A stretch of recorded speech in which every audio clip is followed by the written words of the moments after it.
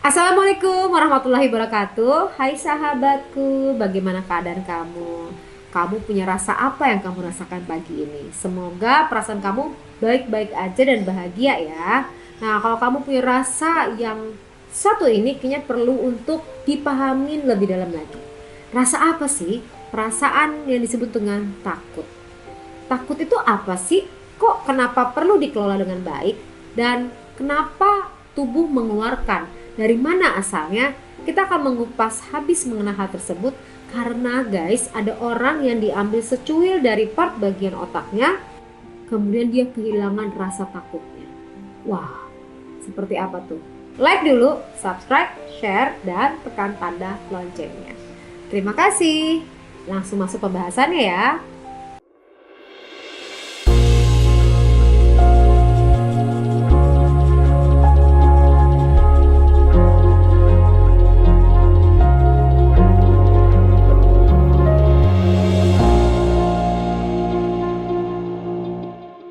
Kamu semua punya rasa takut nggak? Pasti punya ya kan? Dan itu manusiawi banget. Aku mau memberikan gambaran terlebih dahulu ya. Takut itu apa sih? Takut adalah perasaan yang dapat timbul tenggelam secara cepat seperti air dingin dalam sebuah wajan panas. Pikiran lebih sedikit kacau dibandingkan sedih. Namun pikiran tersebut masih berasa bising dan buram.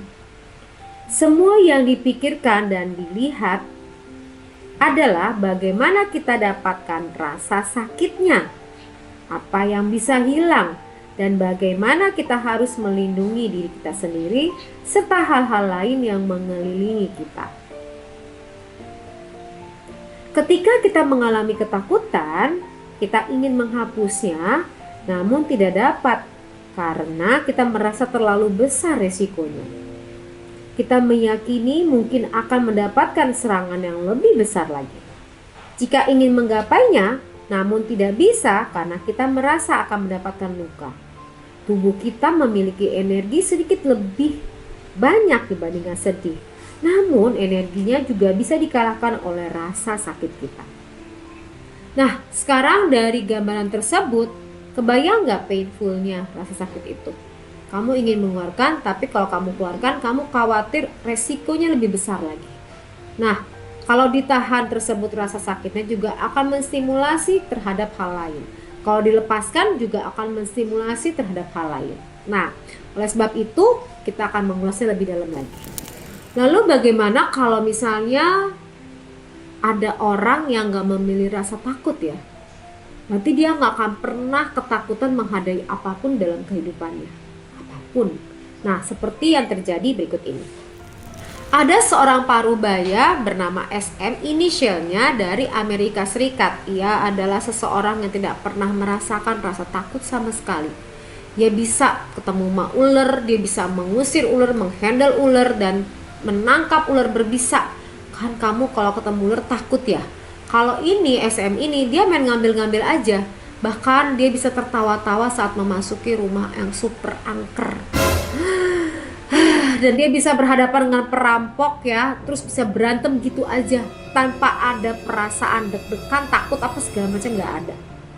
Kenapa sih sampai ada orang yang seperti itu? Ternyata SM ini memiliki kelainan genetik yaitu yang disebut dengan Urbach Witte disease.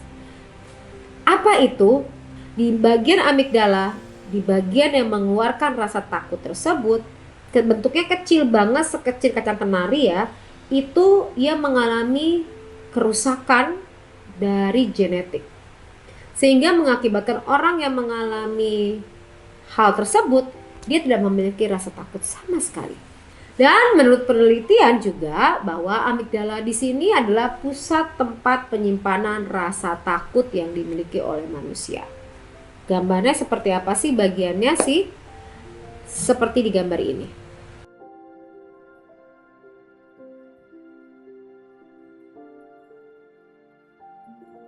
Dan amigdala ini beraksinya juga secara insting. Jadi cepat sekali. Pada saat datang itu takut, maka respon yang dilakukan manusia adalah lari. Makanya pada saat orang itu takut, dia warna mukanya adalah pucat. Kenapa? Karena darah tersebut turun ke bawah untuk ia siap-siap lari.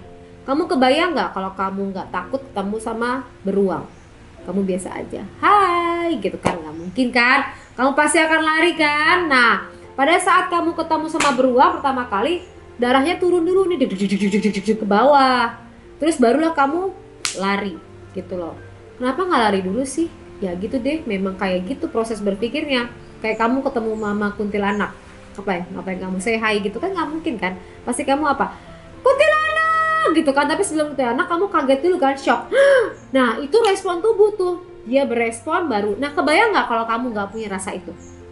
Mungkin kamu berteman sama kuntilanak, kamu main-main bareng, ya udah kamu ngobrol-ngobrol, terus ya udah kayak gitu, ketemu sama harimau juga kamu nggak takut, terus ya kamu main-main aja sama dia gitu. Nah ada maknanya nggak rasa takut? Ya adalah, namanya rasa takut diciptakan sama Tuhan untuk supaya manusia itu bisa memproses proses perasaannya pada saat hadir takut, kemudian adalah dia bisa untuk segera pergi dari tempat tersebut.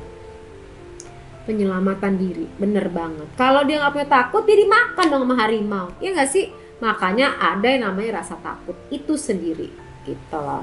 Kalau takut sama pacar gimana guys? Nah itu kayaknya persoalan yang lain. Kalau takut sama istri, itu juga persoalan yang lain. Baiklah, lanjut ya. Guys, selain daripada SM tersebut, ada seseorang lagi yang bernama Jody. Apa yang terjadi dengan Jody? Seorang pria berusia 28 tahun bernama Jody tidak memiliki rasa takut sama sekali setelah secuil otaknya diangkat melalui operasi. Kabar operasi yang dilakukan karena Jody selalu dihantui ketakutan nyaris sepanjang hidupnya. Bahkan dalam sehari, epilepsinya kumat dan bisa mengalami serangan panik lebih dari 3 kali sehari. Bagian otak yang diambil tersebut adalah jaringan syaraf dari amigdala sebelah kanan. Amigdala ini berperan penting dalam merespon ancaman, mengendalikan indera penglihatan dan peraba, serta memicu perasaan atau emosi. Nah, untuk kasus Jody ini karena dia ketakutan setiap saat, akhirnya diminta untuk dokter dioperasi aja deh dok. Beneran pas saat dioperasi dia nggak memiliki rasa takut lagi. Oke, sekarang kita membahas adalah bagaimana sih normalnya rasa takut itu. Ya, rasa takut itu memang harusnya ada untuk kita lebih berhati-hati dalam bersikap. Kita lebih mempertimbangkan banyak aspek dan banyak hal ya. Tapi tadi kalau orang terlalu berlebihan memiliki rasa takut, nggak bisa melakukan apapun. Jadi sebaiknya bisa dikelola dengan baik, dengan lebih rasional, berpikirnya positif. Bisa nggak dikelola rasa takut tersebut? Bisa. Dengan cara apa? Dengan cara kamu berpikir lebih realistis dan membayangkan adalah selalu membayangkan kisah yang positifnya dari hal yang kamu takuti. Karena apa yang kamu takutin itu akan terjadi. Lalu apa yang terjadi kalau rasa takut tersebut berlebihan? Ya tadi, kamu akan ragu-ragu mau melakukan apapun. Kamu tidak tahu kemana-mana, kamu nggak berani ngapa-ngapain. Kamu akan berada di posisi yang ketakutan dan kamu akan selalu berada dalam kondisi yang ketakutan dan kamu akan merasa insecure banget untuk ngapa-ngapain. Rasa takut tadi kan perasaan yang dimiliki, ia ingin dikeluarkan tapi tidak bisa dikeluarkan karena respon yang diterima akan lebih besar. Kalau kecemasan adalah kekhawatiran yang dibayangkan di dalam otak yang belum tentu terjadi dan itu kejadiannya di masa depan gitu loh. Kalau ketakutan ini saat ini sekarang, kita ngelihat sesuatu maka muncul rasa takut. Nah itu perbedaannya takut dengan kecemasan. Kemudian gimana cara mengurangi rasa takut tersebut sih? Dengan cara apa? Dengan cara dikelola atau di healing. Dengan cara kamu menceritakan perasaan kamu kepada psikolog, terutama adalah orang-orang yang profesional yang bisa kamu nyatakan perasaan kamu. Amigdala juga bekerja tuh di bawah sadar loh rasa takut tersebut dan bentuknya adalah insting. Jadi kalau kamu menghadapi sebuah kejadian takut pada saat nyetir, kamu takut, kamu akan berespon. Nah kalau kamu tidak terlatih, tidak terkendali pada saat kamu ketakutan, maka respon tubuhnya tidak terkendali dengan baik. Bisa berakibat fatal. Pada saat kamu ngendarain mobil itu juga akan mempengaruhi hal yang fatal ya. Kalau misalnya kamu takut sama polisi, ngerti nggak? Dari jarak jauh baju polisi aja kamu udah ketakutan, udah langsung darahnya gitu loh, deg-degan gitu banget gitu loh. Padahal polisi nggak ngapa-ngapain. Nah itu adalah respon yang dilakukan oleh tubuh manusia secara insting, langsung bergerak. Kalau kamu kelola dengan baik akan makin baik, kamu bisa berpikirnya lebih ke positif. Oke, untuk teman-teman yang memiliki rasa takut yang udah beroverreact atau berlebihan, segera kamu bisa langsung ke Instagramnya Poppy Psikolog untuk kamu bisa bertemu dengan para psikolog di sana ya. Tapi yang jelas itu rasa takut juga hal yang positif dan memang diperlukan. Agar apa? Agar manusia bisa mengambil sikap atau langkah pada saat menemukan hal yang negatif tersebut ya. Pahamkan bagaimana otak mempengaruhi cara kita berbicara dan melakukan apapun, bahkan sampai ke karakter kita, menginformasikan kepada orang lain, mendalami tentang psikologi. Kalau kamu tertarik untuk pembahasan lebih lanjut mengenai psikologi, kamu bisa langsung akses pembelajaran psikologi di www.psikodinamika.org. Di sana ada pembahasan aku lebih banyak lagi bicara mengenai otak. Nah, di sana juga kamu bisa memprogram ulang atau reprogramming program untuk ikutan dalam pelatihan tersebut, agar kamu bisa mengelola rasa takut kamu, bisa berpikir lebih realistis, kemudian berpikir positif. Demikian dari saya, silahkan kasih komen di bawah ini hal-hal yang positif kira-kira secara psikologi, apalagi sih yang mau dibahas dan menarik untuk kita semua agar ada manfaat sepanjang proses PPKM. Tetap semangat, tetap sehat, jaga protokol kesehatan kalau keluar, memakai masker double dan cuci tangan, menjaga jarak, mengelola imun, memakan makanan yang positif, dan berolahraga, serta berpikir positif. Sampai ketemu lagi. Wassalamualaikum warahmatullahi wabarakatuh. Assalamualaikum warahmatullahi wabarakatuh. Hey, sadar gak sih kalau banyak banget orang nih di luar sana yang lebih fokus untuk hal-hal rutinitas sehari-hari. Katakanlah bekerja, katakanlah mengurusi anak, katakanlah mengurusi rumah tangga, secara fisik, rutinitas. Namun kerap mengabaikan untuk hal-hal yang berkaitan sama perasaan. Perasaan marah pada saat ada peristiwa yang tidak sesuai dengan harapannya, ditahan. Pada saat kesel dengan ucapan seseorang, ditahan. Kesel dengan anak, ditahan. Kesel dengan suami atas sikap perilakunya, ditahan. Kesel dengan tetangga, ditahan. Kesel dengan tontonan TV, ditahan. Di sini di backup oleh tenaga-tenaga ahli secara profesional, master-master psikolog di sini yang akan menghandle persoalan kamu dengan pengalaman-pengalaman tinggi dan expert di bidangnya. Dan ini bisa dilakukan secara online. Tidak perlu bertatap muka, tapi bisa diselenggarakan secara online. Jadi privacy dan tidak ada satu orang pun yang tahu persoalan kamu. Kamu bisa sharing, curhat masalah kamu sehabis-habisnya, mungkin di dalam kamar tanpa ada orang yang tahu.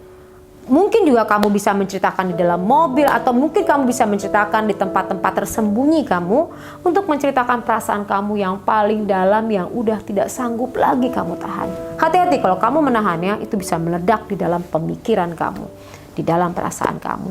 Maka berbagai macam kondisi akan muncul, sakit yang tidak selesai atau sembuh, bahkan pemikiran-pemikiran yang ditahan meledak, itu akan mengakibatkan berbagai macam gangguan lainnya. Oleh sebab itu segera kamu konsul kepada kami di sini di nomor di bawah ini. Saya dan teman-teman saya, kami siap membantu kamu, selalu ada untuk kamu. Jadi kamu tidak sendiri. Kami ada.